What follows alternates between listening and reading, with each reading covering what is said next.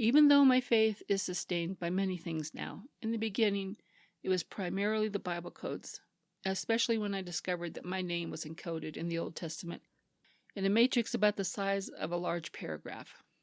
In it is my name, and next to my name was my sister's name, along with the date of her death and the date of her last birthday.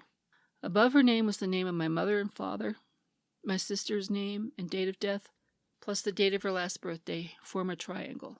One of the tips of that triangle cuts through the heart of my mother's name in the code. All of this is in Hebrew in the Bible Codes 2000 software. Around my name are the names of my son, his father, my grandparents, and many other family members. It encoded the time of year I was born and the jobs I have held. It lists a staggering amount of information about me. The above ran through the Old Testament. However, in a code that was located only in the Torah, I discovered that my first and last name without my middle initial occurred 3 times. The odds of it being there were less than 1 chance in 1 million, according to the software's odds calculator. My son's legal name was also there, and it is a somewhat unusual name and several Hebrew characters long. I have no idea what the odds are when that is added in. It would have to be significant. It already was. That might not mean much to skeptics, but it got my attention. Combined with the shroud, that was it. I was convinced. I was humbled, and it brought me to my knees daily. Is it illogical of me to seriously consider an ancient manuscript that has me encoded in it, along with the most significant moments of my family's history and all the other information I listed? Is it logical to think all of that is by accident or completely insignificant? If it is not accident or insignificant, what should I determine about the source of that ancient document? Should I think I can trust a document that knew when my sister was going to die, 3,000 years before she was even born? I'm real. My sister was real. Her cancer was real. Her death was real. The Bible got a lot of real things right in my case. Skeptics who argue with me about these things cannot even tell me my sister's name unless I or some other source feed it to them first. So why should I consider them a better source of truth than the Bible? Answer: no reason at all. Many people mock the Bible codes, but I do believe that the Bible is encoded, and so that's what this video is going to be about today.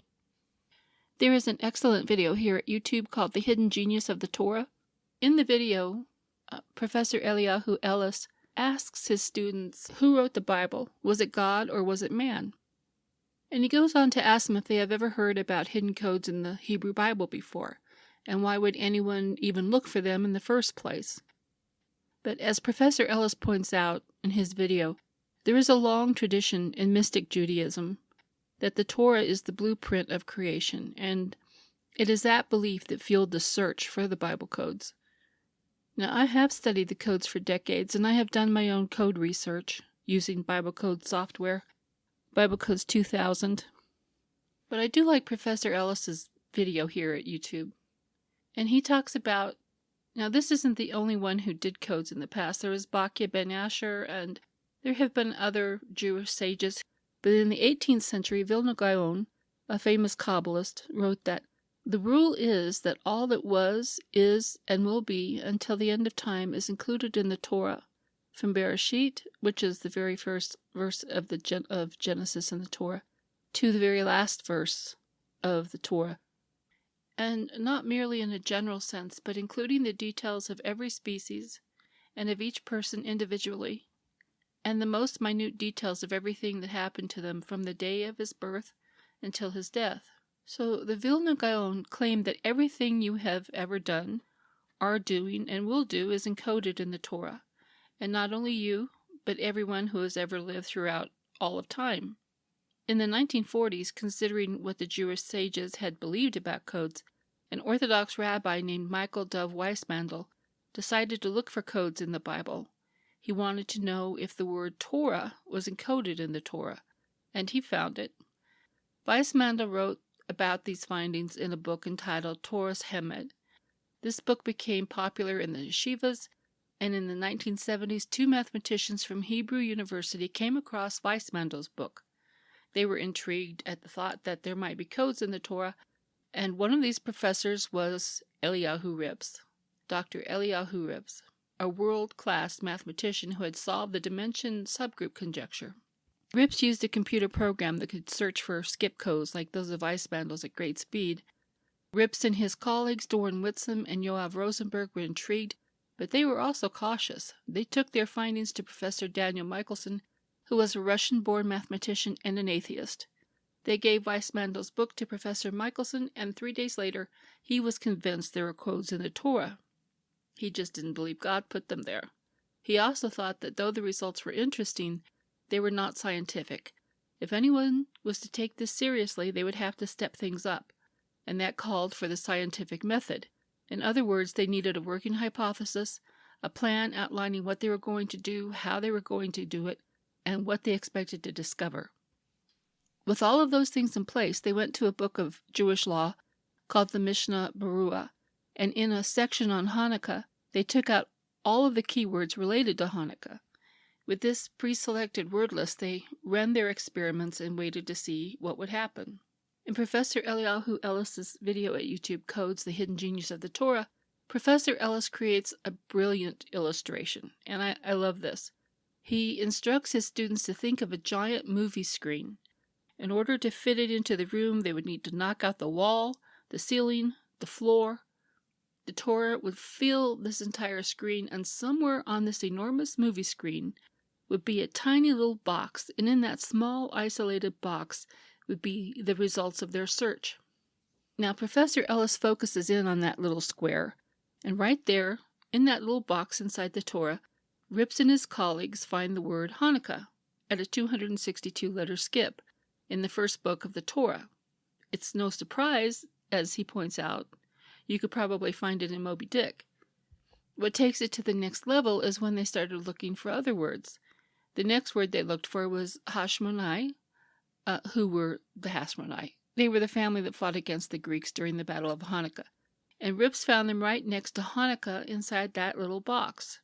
Now, Professor Ellis reminds his students, we're looking at a giant movie screen, and we have Hanukkah right next to Hashmonai. What are its chances? And he says, it would be like me going up in a helicopter on a windy day over Jerusalem. I take a paper airplane, and I throw it out. It makes a couple of turns around Mount Scopus, it goes around Mount of Olives, and it comes back over here and lands on the roof of our school. Then I go in another airplane. I face the other direction. I throw another paper airplane. It goes down to Yad Vashem, straight down to the New Spring Bridge, up Jaffa Road, and lands on the roof of our school. He then moves on to the next word, Maccabee. And who were the Maccabees? They were the family fighting against the Greeks. What Ellis finds very interesting is that the word crosses right over the word Hanukkah. So again, we have 3 paper airplanes, and one of them lands on the wing of another. Then Ribs found the word Yehuda, and he was the head of the brothers, the head of the Maccabees. Ribs also found the word Yavon. The Yavon were the Greeks, and that's who the Maccabees were fighting against. And again, this time it lands right on top of the word Hashmonai, the protagonist. Again, in 2 cases, we have these paper airplanes flying all over Jerusalem, and then they land on the roof of their school, and the nose of one lies on the wing of another in 2 cases. Finally, they found the Hebrew word for 8 days, which was the miracle of Hanukkah. They also did other searches. It was enough that Daniel Michelson believed the research should be published, and they decided to go to the Journal of Statistical Science. Now, it is considered one of the best magazines in the world of statistics. They went to the magazine and showed them all of their material, and what do you think happened? The magazine basically accused them of cheating. By what method? Well, it's simple. You look for 1 million things, and the one thing that works you keep.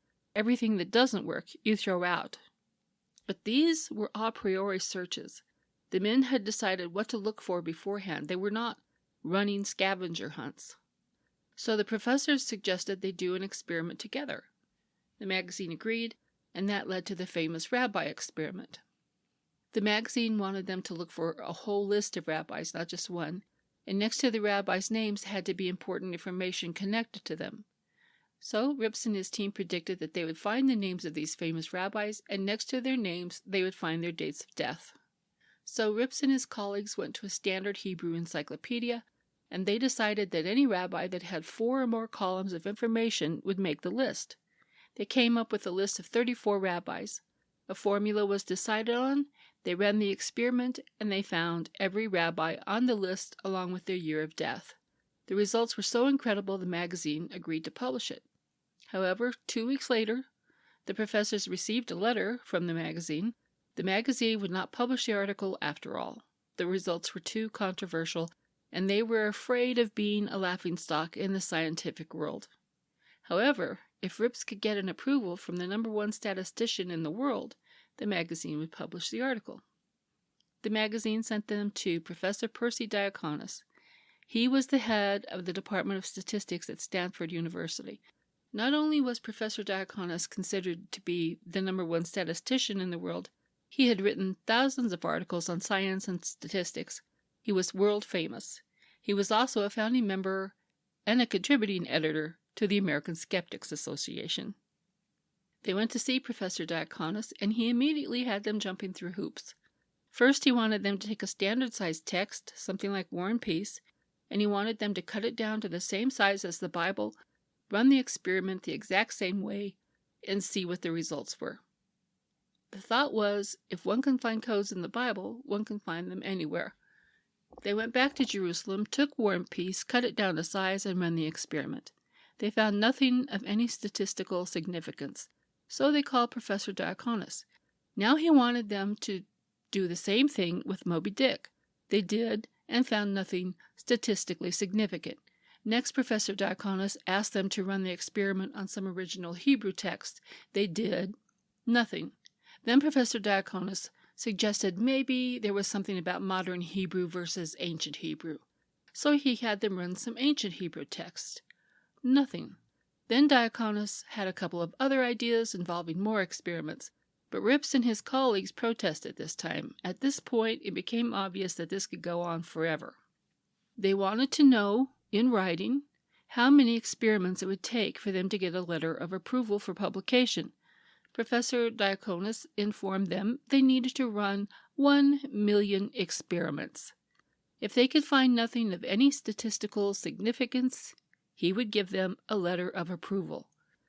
The professors went back to Jerusalem, and from 1990 to 1994, the computer ran 24 hours a day for 3.5 years, running one experiment after another. 3.5 years later, the computer stopped. They took all of the data and looked it over. In 1 million experiments, they found nothing of any statistical significance. Nothing. They went back to Professor Diaconis. He was shocked. He never expected to see them again. He thought he had given them an impossible task. He looked through the information. He sent some samples out to his friends to make sure nobody was cheating, and everything looked good. So he gave a letter of approval and authorized the publication of the article. With this letter, they went back to the magazine, and the magazine was also shocked. They didn't expect to see them again either. They agreed to publish, but first they wanted to know the statistical confidence level of the experiment, and they set a very high bar. Ellis said, normally, if you're doing a scientific experiment and you're going for publication, you have to show there was a 1 in 20 chance you just got lucky. That's considered strong with your publication. If the experiment deals with life and death, you have to show a 1 in 50 chance that you just got lucky. The magazine wanted a statistical confidence level of 1 in 1,000. When it was run, the statistical confidence level came out to be 1 in 62,500. There was only one chance in 62,500 that they just got lucky. This was enough to get the article published. It was published in 1994 in Statistical Science magazine as Equidistant Letter Sequences in the Book of Genesis. And what happened when the best magazine in the world on statistics published it? It was like a bomb going off. Universities with departments in statistics all over the world wanted copies of the experiment. The FBI wanted copies of the experiment. The CIA wanted copies of the experiment. Everyone was completely blown away. Then for the next 3 years, you had some of the best minds in the world of science and mathematics working to find some way to find a crack in Rip's experiment. 3 years later, the magazine came back to the professors and said that there were 5 fatal errors in the experiment. They took issue with the spelling of 2 names. They claimed 2 of the death dates were wrong. They had actually paid some guy to fly all over to cemeteries in Europe and take pictures of the tombstones. Now, as an aside, the death date on my maternal grandmother's tombstone is wrong, and we have never been able to get it corrected. So, tombstones can make mistakes.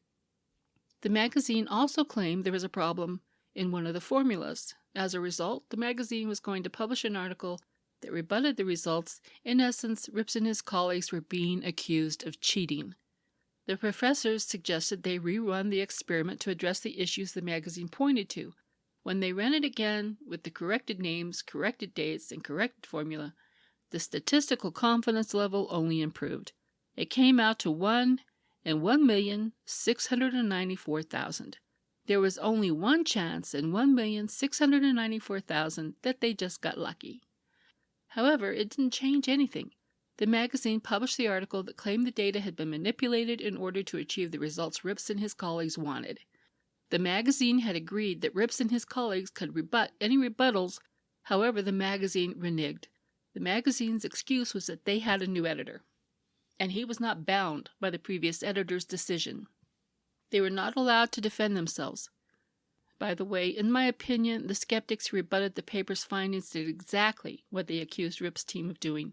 Basically, Rips' detractors cheated. They did it deliberately to demonstrate how it could be done, so that made it okay. But Rips and his colleagues had not run those kinds of rigged tests. As I said earlier, they had not gone off on scavenger hunts, keeping what worked and discarding everything else. But that's what the skeptics did. But Rips did not rig anything, but the skeptics assumed he did, so they felt free to cheat, to prove that Rips and his colleagues could have cheated. Could have, not did, just could have. It was dirty, in my opinion, especially since Rips' team was never permitted to defend itself after the accusations. I personally view the article as an attack on their character and their integrity, and I imagine it would feel as unfair as being accused and convicted of rape without ever being allowed to defend yourself in a court or show evidence that you weren't even in the country when the rape occurred. So what did the professors do? They did a new series of experiments that avoided all of the problems of the original experiment. The statistical confidence level of their new experiments was 1 in 4,540,000. Fortunately, Rips continued running experiments, and in 2006, he went to an international conference on pattern recognition in Hong Kong. He presented 6 papers, which were peer-reviewed, and the papers were published in a Hong Kong journal, and these papers have been out for years now, and no one has ever found a way to touch any of those experiments. As Professor Ellis points out in his video, if you do a Google search on codes, you will find lots of articles trashing the codes.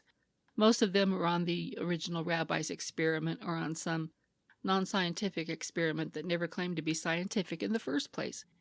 Extensive codes have been found about the Holocaust, the Twin Towers, the tsunami of 2004, Hurricane Katrina, the kidnapping of Gilad Shalit, and on and on. But as Professor Ellis and others have pointed out over the years, you can't use the Torah as a crystal ball. You don't know what to look for. You only know what to look for once you see something. Once something happens, take the keywords out, put them in the computer, and see what you find. But some complain that if you can't use the Torah as a crystal ball, then what's the point? Professor Ellis thinks this is the point. If you're living in a world of scientific methodology, if you're living in a world of skepticism, maybe, just maybe, someone wanted to give us clear proof that we're dealing with a book that could not be produced by human beings. Chance? Forget it. Design? Absolutely. Human design? No way. And if that's the case, who wrote the book? Now, I included all of that information to lay the groundwork for what I'm going to say next. This section of this video is taken in part from my blog post, How the Shroud of Turin and Bible Codes Led Me to Christ. It was late 1999 when I was first introduced to the Bible codes. It was a late-night documentary on a channel that no longer exists. I came home from work, I was looking for something to watch on television, and I stumbled across that. Now, normally I would not watch anything that had anything to do with the Bible, but this was about codes, and so that got my attention because I've had some past experience with codes. Now, as I considered the claim that the Bible was encoded, my hostile attitude toward the Bible changed. I realized if the Bible were encoded with current events, then it had to have been written by God, since only God knows the future. If the Bible was ultimately written by God, using human agents, then I knew I needed to take it seriously. However, I just put that information on the back burner. I didn't see how codes in the Old Testament proved that Jesus was who he claimed to be in the New. A month later, I watched a program about the Shroud of Turin. Now, because of shroud-related work my father had done for Dr. John Jackson, I had known about the shroud for years, but after the carbon-14 testing, I had dismissed it. As I revisited the scientific studies of the shroud, I became convinced that it was the burial cloth of Jesus, and the inexplicable image was created by his resurrection. That knocked me to my knees. I was one person when I fell down. I was another person when I stood up. I now knew what it meant to be born again. Since 1999, when the shroud and Bible codes led to my conversion, I have learned that all of human history is revealed in the plain text of the Bible through prophecy. It is not the codes that reveal the future. It is the Bible itself. Everything we need to know about who we are, why we are here, and where we are going is revealed to us in the plain text of God's Word. I've studied the Bible and Christian apologetics in depth since 1999, and my faith is sustained by many things now, from fulfilled Bible prophecy to the archaeological, historical, scientific, textual, and philosophical arguments for the Bible, but perhaps especially by the credible eyewitness testimony of the resurrection by those who were there. Many skeptics claim that there are no eyewitness accounts in the New Testament.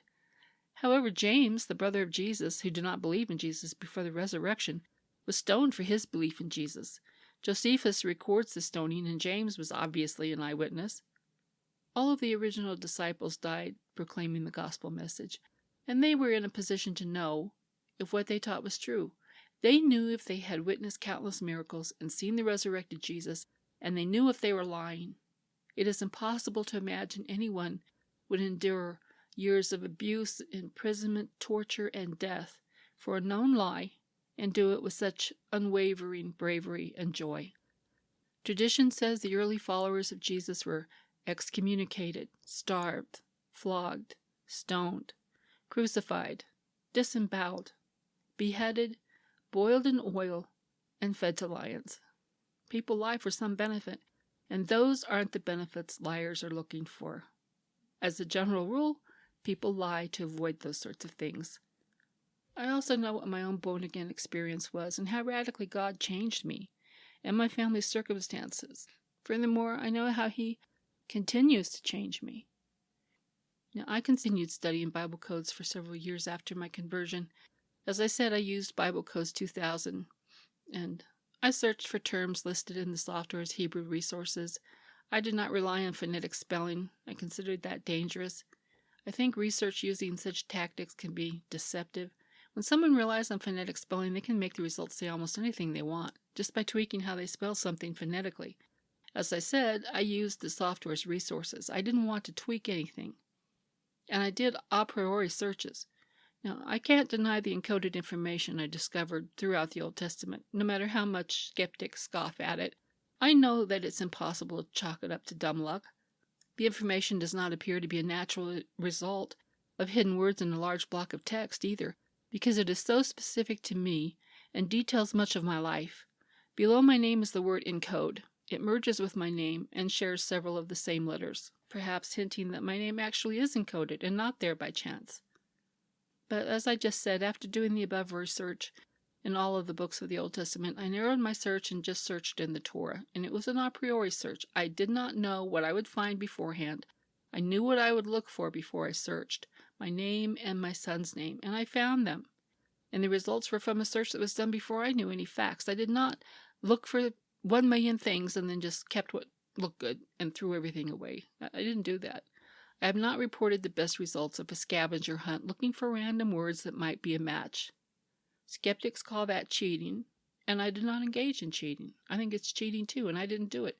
However, immediately to the left of my name was the Hebrew word for authoress. It stood shoulder to shoulder with my name. Even though I had not searched for it, it was hard to miss.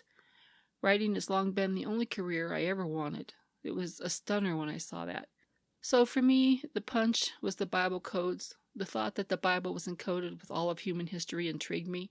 The punch was quickly followed by new information about the Shroud of Turin. So the codes in the Shroud are no longer as important to my faith as they were in the beginning. But they are what God used to bring me to Him.